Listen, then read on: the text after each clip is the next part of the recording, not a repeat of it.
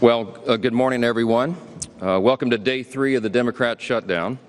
You can see it's pretty empty around here. There's normally a lot of activity. On an average day, we have about 7,000 visitors here in the Capitol. School children and school groups and visitors and constituents, but they're not here right now. And around the country, all around the country right now, real pain is being endured by real people because the Democrats have decided to play politics. So Leader Thune and I wanted to come out and do 2 things today, just give you a brief update on where things stand with this Democrat shutdown, and then to reiterate once more, present the simple facts about what we're facing. This is necessary because the Democrats have a full-out assault to spin the facts and try to pretend as though they are not what they actually are. And some of the mainstream media are participating in this as well. I was giving our leadership press conference yesterday, and in mid-sentence, I was cut off by one of the networks, CNN. I hope you'll stay with us for a few more moments, because what I was about to say before they went to try to disclaim my remarks was I was about to point to the very page in Chuck Schumer's counter-proposal continuing resolution that proves the very fact that we've been stating.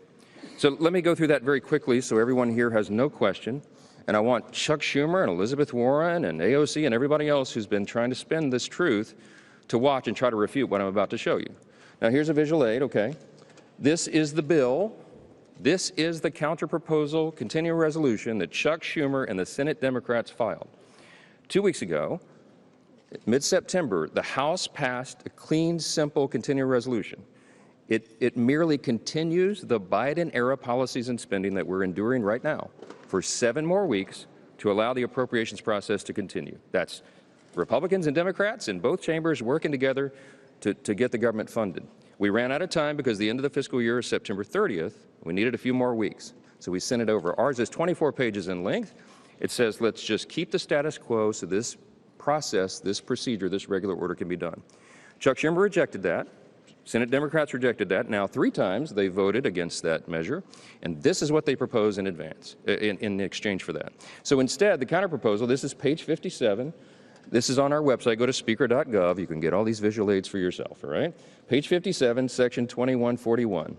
You see the highlighted language. There's a lot of legalese in this legislation, in these bills, but it says that they want to repeal the health subtitle changes. What does that refer to? You read down here, Public Law 119-21. That's the one big beautiful bill. That's the American Families Tax Cut. What they want to do is repeal the very important and necessary changes that Republicans voted to put into law. President Trump signed that into law on July 4th, triumphantly on Independence Day. It was a great marquee achievement for lots of reasons. But some of the most important provisions in that law was that it eliminated fraud and abuse of our health system. Medicaid has been rife with fraud and abuse, and so we reformed it. Why? To help provide more and better health services for the American people. Because the problem with Medicaid is it's been abused.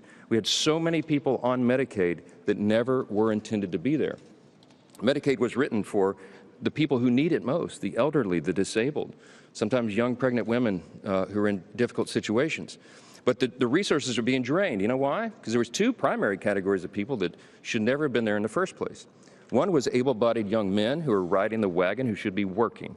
We got them back to work. And the other thing that we focused on was the illegal aliens. By the CBO's estimate, about 1.4 million illegal aliens were receiving Medicaid benefits that were intended only for U.S. citizens that met the categories I just described.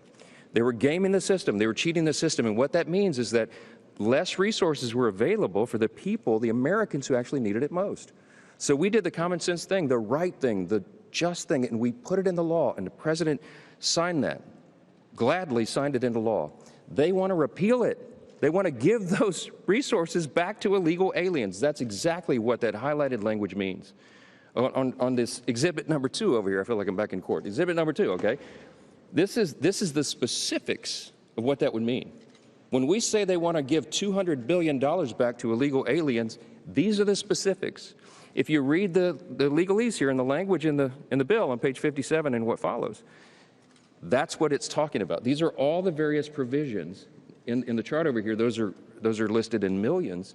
So you see the final total there, $192.8 billion of your hard-earned taxpayer dollars that Chuck Schumer and the Democrats want to give back to illegal aliens. That's a fact, and nobody can refute it.